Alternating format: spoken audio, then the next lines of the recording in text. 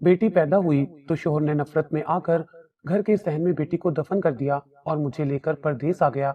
मैंने झगड़ा किया तो शोहर ने मुझे बहुत मारा, कहा तुझे भी उसके साथ दफन कर दूंगा। मैंने मजबूर होकर बेटी को अल्लाह के हवाले कर दिया। मैं परदेस में अल्लाह से अपनी बेटी की हिफाजत की दुआ मांगती रही, हर पल उसी की याद में रोती रहती।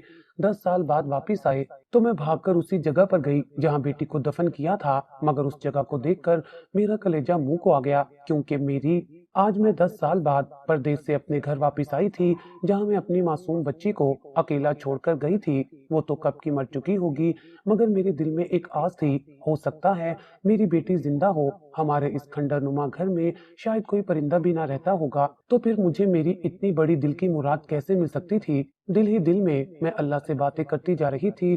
मैंने सारी जिंदगी तेरी इबादत की है, तू रहमान है, तू ही रहीम है, तू ही मारने वाला और जिंदा करने वाला है। आज तू ही मेरी मदद कर, तूने ही कोई मुआवजा करना है और मुझे यकीन था कि अल्लाह मेरी मदद जरूर करेगा।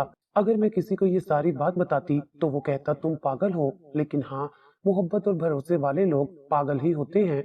मेरा नाम आलिया है और मेरी शादी बहुत कम उम्र में हुई थी। मुझे इस बात का कभी कोई अफसोस नहीं हुआ था। मैंने कभी ये सोचा नहीं था कि मेरी जिंदगी में कुछ ऐसा हुआ है जो नहीं होना चाहिए था। मेरी शादी बिल्कुल नॉर्मल हालात में हुई, ना कोई जबरदस्ती थी, ना ही कोई मजबूरी। मैं दिल से खुश थी कि मेरी जिंदगी का एक नया सफर शुरू हो रहा है।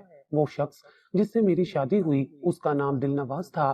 सुनने में आया था कि वो बहुत गुस्से वाला आदमी है। जब मेरा निकाह हुआ और मैं दिलनवाज के साथ रुखसत होकर उसके घर आई तो सबने मुझे तरह तरह की बातें सुनाई। किसी ने कहा कि वो बहुत सख्त मिजाज है, किसी ने कहा कि वो किसी की गलती बर्दाश्त नहीं करता, किसी ने कहा कि उसकी नजर में सही और गलत बिल्कुल वाजे है और अगर कोई गलती कर बैठे तो उससे ज्यादा जालिम कोई नहीं। मैंने ये सब सुना, लेकिन मैंने दिल में कोई खौफ महसूस नहीं किया। पहली रात उसने मुझे सीधा साफ कह दिया था कि अगर गलती करोगी तो मुझसे बुरा कोई नहीं होगा, लेकिन साथ ही उसने ये भी कहा था कि अगर मैं अच्छे तरीके से रहूंगी तो वो मुझे अपने दिल की और घर की रानी बनाकर रखेगा। उस वक्त मैंने सोचा कि ये तो बिल्कुल आम सी बात है, जिस तरह एक घर के असूल होते हैं वैसे ही शायद उसके भी कुछ असूल होंगे, और सच में ऐसा ही था। अगर मैं अच्छी तरह रहती तो वो मेरा बहुत ख्याल करता था, मेरी हर छोटी बड़ी जरूरत का ध्यान रखता था, मुझे इज्जत देता था, मेरी पसंद और नापसंद को अहमियत देता था। अगर कभी कोई गलती होती तो वो सिर्फ इतना ही कहता, ये गलत हुआ है, आइंदा ध्यान रखना। हाँ, कभी कभार डांट भी देता था, लेकिन वो डांट किसी दुश्मनी या बदतमीजी की वजह से नहीं होती थी, बल्कि उसके अंदाज में भी एक अजीब सा ख्याल रखने वाला पन होता था। लेकिन लोग उसे जालिम कहते थे। मुझे ये सुनकर हैरत हुई थी कि जो शख्स मेरा शोहर है, मेरे साथ रहता है, मेरी हर जरूरत पूरी करता है, मुझे खुद उसकी शख्सियत का असल अंदाजा नहीं है, और बाहर के लोग उसे ऐसा क्यों समझते हैं। वो बड़ा भाई था, खानदान के तमाम मामलात संभालता था, घर की जिम्मेदारियां उस पर थी, वो फैसला लेता था और उसका फैसला सबके लिए आखिरी होता था। शायद इसी वजह से सबको लगता था कि वो सख्त मिजाज है। बीच में दिलनवाज की नौकरी बाहर के मुल्क में लग गई। सब बहुत खुश थे, वो हमें भी अपने साथ ले जाने वाला था, सब कुछ अच्छा जा रहा था। लेकिन ऐन उस वक्त पता चला कि मैं माँ बनने वाली हूँ और मुझ पर फिलहाल सफर करने की पाबंदी थी। उसने कहा कि कोई बात नहीं, जब औलाद इस दुनिया में आ जाएगी तब चले जाएंगे। इस बात ने मुझे मजीद खुश कर दिया कि वो मेरी और हमारे होने वाले बच्चे की सेहत को तरजीह दे रहा है। सब लोग मेरी किस्मत पर रश कर रहे थे, कह रहे थे कि एक तो अच्छा भला शोहर मिल गया जो मर्दों में मर्द जैसा लगता है, और फिर औलाद भी होने वाली है, और जैसे ही औलाद होगी हम सब बाहर के मुल्क चले जाएंगे। मुझे लग रहा था कि मेरी जिंदगी मुकम्मल हो रही है, एक मोहब्बत करने वाला शोहर, एक आने वाली खुशी और एक बेहतरीन मुस्तकबिल भी। मैं खुश थी। मेरे शोहर के खानदान में अफराद ज्यादा नहीं थे, सिर्फ मैं, मेरी सास और हमारी आने वाली औलाद। हमारे अलावा मेरा एक देवर और ससुर पहले ही बाहर के मुल्क में मकीन थे। वहीं उनकी जिंदगी थी, वहीं उनका रोजगार था, और वहीं वो अपनी दुनिया बसा चुके थे। यही वो लोग थे जिन्होंने मेरे शोहर के लिए भी वहाँ नौकरी का बंदोबस्त किया था और उसके मुस्तकिल कयाम का इंतजाम भी करवा दिया था। दिलनवाज के लिए एक सुनहरी मौका था, एक नई जिंदगी की तरफ कदम बढ़ाने का। ये लोग खुद को बहुत ऊंचा स्टैंडर्ड वाले समझते थे। उनकी बातों से हमेशा यही जाहिर होता कि वो जिंदगी कोई खास म्यार पर गुजारना चाहते हैं। वो आम लोगों से कुछ मुख्तलिफ हैं और उनका रहन सहन दूसरों से ज्यादा नफीस और म्यारी है। کھاتے پیتے ضرور تھے لیکن اتنے امیر بھی نہیں تھے جتنا وہ ظاہر کرتے تھے۔ ان کی باتیں سن کر لگتا تھا جیسے یہ کسی بڑے سرمایہ دار گھرانے سے تعلق رکھتے ہیں، لیکن حقیقت میں ان کا معیار زندگی عام متوسط طبقے کے اچھے درجے میں آتا تھا۔ ایک چیز جو میں نے اس گھر میں بہت شدت سے محسوس کی وہ تھی ہر کسی کے جسمانی خد و خال پر تبصرہ کرنا۔ باڈی شیمنگ اس خاندان میں عام بات تھی۔ اگر کسی کی رنگت سانولی تھی تو مذاق کا نشانہ بنتا، اگر کوئی موٹا ہوتا تو اسے طنزیہ جملے سننے پڑتے، اگر کسی کی ناک موٹی ہوتی، آنکھیں چھوٹی ہوتی یا دانت تھوڑے بڑے ہوتے تو وہ ان کے لیے ایک مستقل گفتگو کا موضوع بن جاتا تھا۔ میں نے شروع میں سوچا کہ شاید یہ اتفاقیہ باتیں ہیں، لیکن پھر میں نے محسوس کیا کہ یہ سب ان کے لیے معمول کی بات تھی۔ جب بھی گھر میں کوئی آتا اس کے جانے کے بعد گھنٹوں تک اس کی جسمانی بناوٹ اور شکل و صورت پر تبصرے ہوتے رہتے۔ شروع میں مجھے یہ سب بہت عجیب لگتا تھا۔ میں سوچتی کہ یہ لوگ دوسروں کی جسمانی خصوصیات کو لے کر اتنی تفصیل سے بات کیوں کرتے ہیں، لیکن پھر مجھے احساس ہوا کہ یہ ان سب کے لیے بالکل نارمل بات تھی۔ یہ ان کا روزمرہ کا مشغلہ تھا جسے بدلنا ممکن نہیں تھا۔ وہ دوسروں کے بارے میں باتیں کرتے، ان کے نقائص نکالتے اور شاید اسی لیے اپنی تسکین حاصل کرتے تھے۔ میں اکثر سوچتی کہ جب میں ان کے سامنے نہیں ہوتی تو شاید میرے بارے میں بھی ایسی ہی گفتگو ہوتی ہوگی۔ اگر دیکھا جائے تو میرے اندر کوئی خاص جسمانی کمی نہیں تھی۔ میں لمبی بھی تھی، دبلی پتلی بھی، میری رنگت بھی صاف تھی، میری ناک چھوٹی، دانت باریک اور نقوش متناسب تھے، لیکن پھر بھی یہ سوچ کر عجیب لگتا تھا کہ شاید میں بھی ان کے تجزیے کا ایک موضوع بن چکی ہوں۔ کسی کے بھی بارے میں یوں گفتگو کرنا اچھی بات نہیں ہوتی، لیکن ان کے لیے یہ سب عام تھا اور میں اسے بدل نہیں سکتی تھی۔ ان دنوں میری زندگی ایک نیا موڑ لے رہی تھی۔ میں ماں بننے والی تھی، ایک ننھی جان میرے وجود میں پروان چڑھ رہی تھی۔ یہ احساس میرے لیے خوشی اور امید کا باعث تھا۔ جب یہ خبر میرے شوہر کو ملی تو اس کا رد عمل بالکل نارمل تھا۔ اس نے کوئی خاص جوش یا حیرانی ظاہر نہیں کی، بس ایک عام سی خوشی کے ساتھ اس خبر کو قبول کیا۔ لیکن اس نے جو بات کہی وہ میرے لیے کچھ عجیب تھی۔ اس نے کہا کہ بیٹی ہو رہی ہے تو اس سے کوئی مسئلہ نہیں ہے، اللہ کی دین ہے، رحمت ہے، لیکن اگر بیٹی ہو تو پھر خوبصورت ہونی چاہیے، بالکل گڑیا جیسی۔ آج کل انٹرنیٹ پر ہم دیکھتے ہیں کہ کیسی کیسی پیاری بچیاں ہوتی ہیں، بالکل ڈول جیسی۔ اگر بیٹی ہو تو ایسی ہونی چاہیے، ورنہ اللہ بیٹا ہی دے۔ اس کی یہ بات میرے دل میں ایک عجیب سا احساس چھوڑ گئی۔ مجھے لگا کہ وہ صرف بیٹی کو قبول کرنے کے لیے بھی اس کی ظاہری شکل و صورت کو ایک شرط کے طور پر رکھ رہا ہے، جیسے خوبصورتی نہ ہو تو بیٹی ہونا ایک بوجھ سمجھا جائے گا۔ میری ساس نے فوراً کہا کہ ماں خوبصورت ہے، باپ خوبصورت ہے تو بیٹی کیوں نہ خوبصورت ہوگی، جیسے یہ کوئی یقینی بات ہو، جیسے اگر ماں باپ کی شکل اچھی ہو تو اولاد بھی لازمی حسین ہوگی۔ میں نے ان کی باتیں سنی مگر اندر سے ایک بے چینی سی محسوس کی۔ میں نے سوچا کہ اگر میری بیٹی عام سے ہوئی تو اگر اس کے نقوش معاشرے کے طے کردہ خوبصورت معیار پر پورے نہ اترے تو کیا اس کے لیے زندگی مشکل ہو جائے گی؟ کیا وہ بھی اسی باڈی شیمنگ کا شکار ہوگی جو میں اس گھر میں دیکھ رہی تھی؟ یہ سب سوالات میرے ذہن میں گردش کرنے لگے، لیکن میں خاموش رہی۔ میں نے اپنے اندر پلنے والی اس ننھی جان کو دل سے قبول کر لیا تھا، چاہے وہ جیسی بھی ہو۔ میرے لیے صرف وہ ایک بچی نہیں تھی، وہ میری دعا تھی، میری محبت اور میرے وجود کا حصہ۔ میرے کمرے میں خوبصورت بچوں کے پوسٹر لگے ہوئے تھے، ہر طرف نیلی آنکھوں والے، گلابی گالوں والے اور سنہری بالوں والے بچے تصویروں میں مسکرا رہے تھے۔ یہ منظر دیکھ کر میرے دل میں ایک عجیب سا احساس جاگتا تھا۔ یہ بچے کسی اور دنیا کے لگتے تھے، کسی ایسی دنیا کے جہاں سب کچھ مکمل اور بے عیب ہو۔ میں حیران ہوتی تھی کہ ہمارے جیسے گندمی رنگ کے لوگوں کے گھروں میں ایسے بچے کیسے پیدا ہو سکتے ہیں۔ حقیقت تو یہ تھی کہ ہمارے پاکستانی بچوں کی شکل و صورت ان سے مختلف ہوتی تھی، لیکن اس کے باوجود لوگ ہمیشہ خوبصورتی کے ان مغربی معیاروں کو ہی دیکھتے تھے۔ یہ صرف میرے شوہر اور ساس کی پسند نہیں تھی، بلکہ پورے خاندان کا نظریہ یہی تھا۔ وہ خوبصورتی کے پجاری تھے، ان کے لیے کسی بھی چیز کا سب سے پہلا معیار یہی تھا کہ وہ ظاہری طور پر کیسی دکھتی ہے۔ مجھے آہستہ آہستہ یہ احساس ہونے لگا تھا کہ میری شادی بھی شاید اسی معیار پر کی گئی تھی۔ میں خوبصورت تھی، اس لیے مجھے منتخب کیا گیا، میری تعریفیں ہوتی تھیں، میری شکل و صورت کی بار بار بات کی جاتی تھی اور مجھے ایسے پیش کیا جاتا تھا جیسے میں کوئی قیمتی چیز ہوں جو ان کے معیار پر پوری اتری ہو۔ جب ہم کسی تقریب میں جاتے تو مجھے ہمیشہ سب سے بہترین لباس پہننے کے لیے کہا جاتا۔ میرے شوہر اور ساس کو یہ پسند نہیں تھا کہ میں عام سے کپڑوں میں جاؤں، وہ مجھے خاص طور پر تیار کرواتے، میرے لیے مہنگے سوٹ لاتے اور مجھے بیوٹی پارلر بھیجتے تاکہ میں سب سے منفرد لگوں۔ جب میں محفل میں جاتی تو لوگ میری طرف متوجہ ہو جاتے۔ میرے شوہر اور ساس کو یہی لمحہ سب سے زیادہ پسند آتا۔ وہ بڑے فخر سے کہتے، ہماری بہو ہے، ہم اسے چن کر لائے ہیں، جیسے میں کوئی ایسی چیز ہوں جس پر انہیں دوسروں کے سامنے فخر کرنا ہے۔ شروع میں مجھے یہ سب اچھا لگتا تھا، کون سی لڑکی ایسی تعریفیں سن کر خوش نہیں ہوتی، لیکن آہستہ آہستہ مجھے محسوس ہونے لگا کہ ان کی محبت میری ذات کے لیے نہیں بلکہ میری ظاہری خوبصورتی کے لیے تھی۔ میں سوچنے لگی کہ اگر میں عام سی شکل کی ہوتی تو کیا یہ لوگ مجھے ایسی عزت اور محبت سے نوازتے؟ اگر میں ان کے بنائے ہوئے خوبصورتی کے معیار پر پوری نہ اترتی تو کیا مجھے بھی وہی باتیں سننی پڑتی جو میں نے ان کے گھروں میں دوسری عورتوں کے بارے میں سنی تھی؟ میرا دل دھڑکنے لگا جب میں نے اس حقیقت کو محسوس کیا۔ میں نے سوچا کہ جب میری بیٹی پیدا ہوگی تو کیا یہ لوگ اسے بھی اسی معیار پر پرکھیں گے؟ اگر وہ ان کی پسند کے مطابق نہ نکلی تو کیا وہ بھی تنقید اور مایوسی کا نشانہ بنے گی؟ میرے شوہر نے اب جانے کی تیاری کر لی تھی۔ وہ بے حد خوش تھا، جیسے کوئی بہت بڑی کامیابی اس کے قریب آ رہی ہو۔ اس کا کہنا تھا کہ زیادہ وقت ضائع نہیں کریں گے، بس بیٹی دنیا میں آ جائے پھر فوراً روانہ ہو جائیں گے۔ وہ سب کچھ پہلے سے طے کر چکا تھا۔ اس نے مجھ سے کہا تھا کہ اپنے بیگ بھی ابھی سے تیار کر لو، کیونکہ بعد میں یہ سب کچھ کرنا مشکل ہو جاتا ہے۔ میں نے بھی اپنے بیگ پیک کر لیے تھے۔ میں نے چھوٹے چھوٹے کپڑے بھی رکھے تھے جو میں نے اپنی بیٹی کے لیے خریدے تھے، نرم گلابی رنگ کے کپڑے جو میں نے بڑے شوق سے لیے تھے۔ میں نے ہر چیز کا خیال رکھا تھا کہ جب وہ دنیا میں آئے تو اسے کسی چیز کی کمی نہ ہو۔ ڈاکٹر نے مجھے بتا دیا تھا کہ وقت قریب ہے، اسی ہفتے میری اولاد دنیا میں آ جائے گی۔ میری ساس اور شوہر دونوں بہت پرجوش تھے۔ وہ اکثر بیٹھ کر مستقبل کے بارے میں باتیں کرتے، کیسے ہم ملک کے باہر میں جا کر ایک نئی زندگی شروع کریں گے، کیسے وہاں سب کچھ بدل جائے گا۔ ان کے خواب بہت بڑے تھے اور ان خوابوں میں سب کچھ تھا، لیکن کہیں نہ کہیں میں نے محسوس کیا کہ ان خوابوں میں محبت، احساس یا جذبات کی وہ گہرائی نہیں تھی جو میں چاہتی تھی۔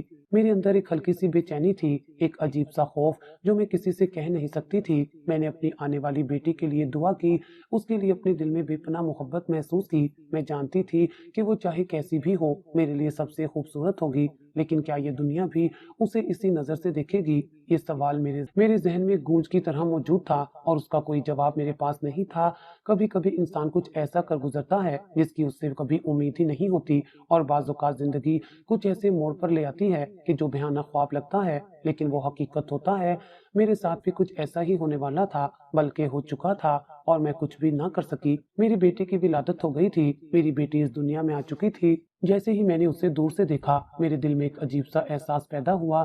شاید یہ وہ ماں کی محبت تھی جس کا میں نے ہمیشہ تصور کیا تھا، لیکن اس محبت میں ایک ہلکی سی حیرانی بھی شامل تھی۔ میں نے ڈاکٹر سے پوچھا، ڈاکٹر یہ میری بیٹی ہے؟ ڈاکٹر نے مسکرا کر کہا، جی ہاں یہی آپ کی بیٹی ہے، لیکن آپ نے ایسا کیوں پوچھا؟ میں نے ہچکتے ہوئے کہا، پتہ نہیں، وہ مجھے کچھ عجیب سی لگ رہی ہے۔ ڈاکٹر نے نرمی سے سمجھایا، کچھ بچے جب پیدا ہوتے ہیں تو ان کے جسم کو مکمل آکسیجن نہیں ملتی، جس کی وجہ سے وہ ہلکے سیاہی مائل لگ سکتے ہیں، لیکن ایسے ہی انہیں ہوا ملتی ہے اور خون کی روانی بہتر ہوتی ہے، ان کا رنگ نارمل ہو جاتا ہے۔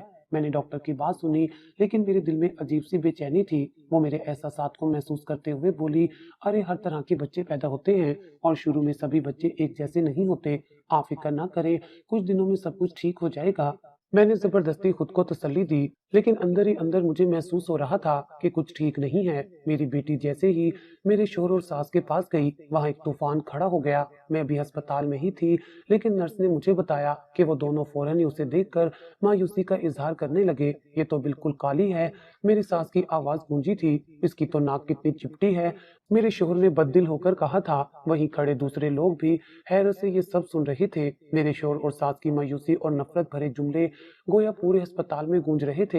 جب میں ہسپتال سے گھر آئی تو میرے زخم ابھی تازہ تھے، لیکن ان دونوں کے الفاظ میرے دل پر زخم کر چکے تھے۔ میں نے سوچا کہ یہ سب وقتی غصہ ہے اور وہ جلدی اپنی بیٹی کو قبول کر لیں گے، لیکن میرے شوہر نے ایک بار بھی اپنی بیٹی کو گود میں نہیں اٹھایا، نہ ہی اسے پیار سے دیکھا۔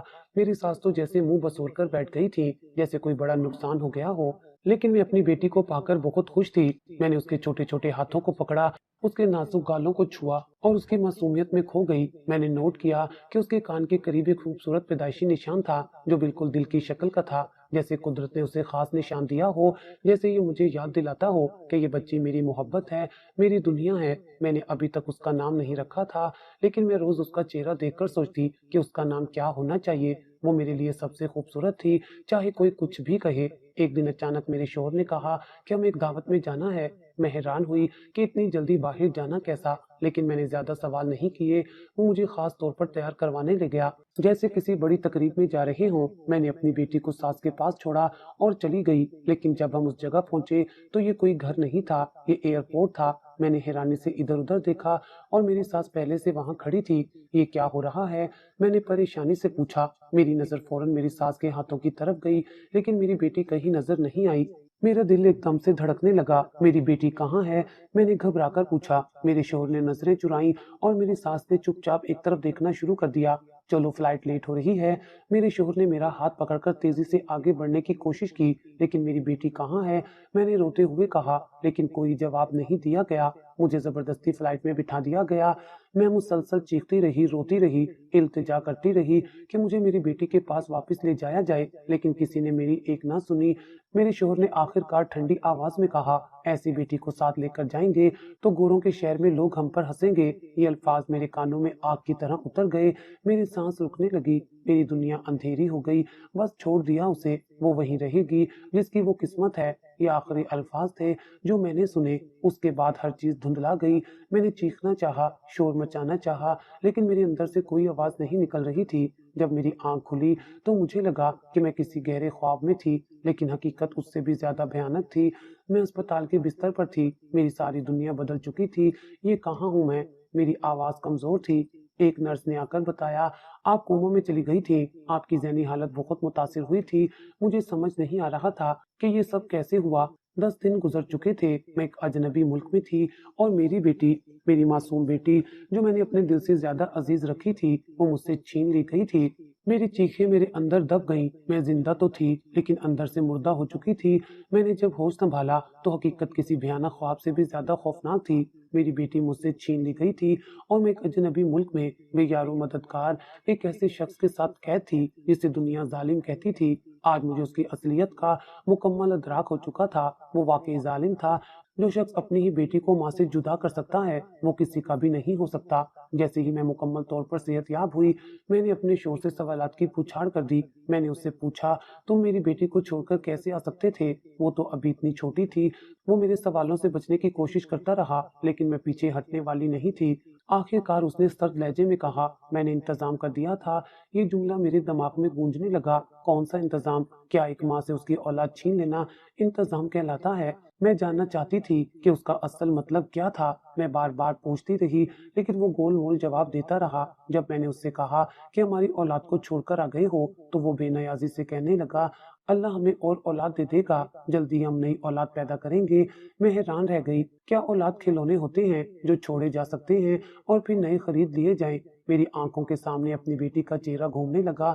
میں نے اپنے شوہر سے نفرت محسوس کی، لیکن میرے پاس کوئی راستہ نہیں تھا۔ دن، ہفتے اور پھر مہینے گزرتے گئے، مگر میرے ہاں حمل نہیں ٹھہرا۔ وہ دن بدن بے صبرا ہوتا جا رہا تھا۔ پہلے تو وہ خود کو تسلی دیتا رہا، لیکن جب کافی وقت گزر گیا اور میں ماں نہ بن سکی تو وہ واقعی پریشان ہونے لگا۔ آخر کار وہ مجھے ڈاکٹر کے پاس لے گیا۔ میں نے دیکھا کہ وہ پہلے کی طرح پر اعتماد نہیں تھا۔ ڈاکٹر نے کچھ ٹیسٹ کیے اور جب رپورٹس آئیں تو اس نے سنجیدہ لہجے میں کہا، آپ کی بیوی اب کبھی بھی ماں نہیں بن سکے گی۔ یہ جملہ میرے شوہر کے لیے بجلی سے کم نہ تھا۔ یہ کیسے ہو سکتا ہے؟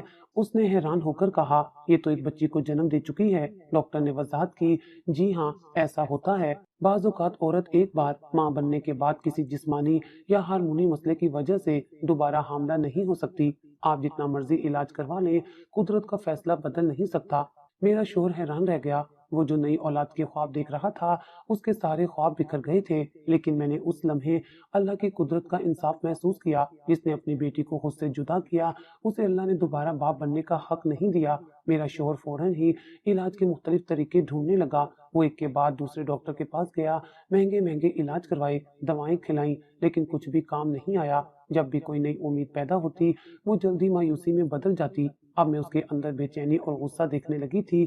پہلے وہ میرا خیال رکھنے کی کوشش کرتا تھا، لیکن اب اس کی نظریں بدلنے لگی تھی۔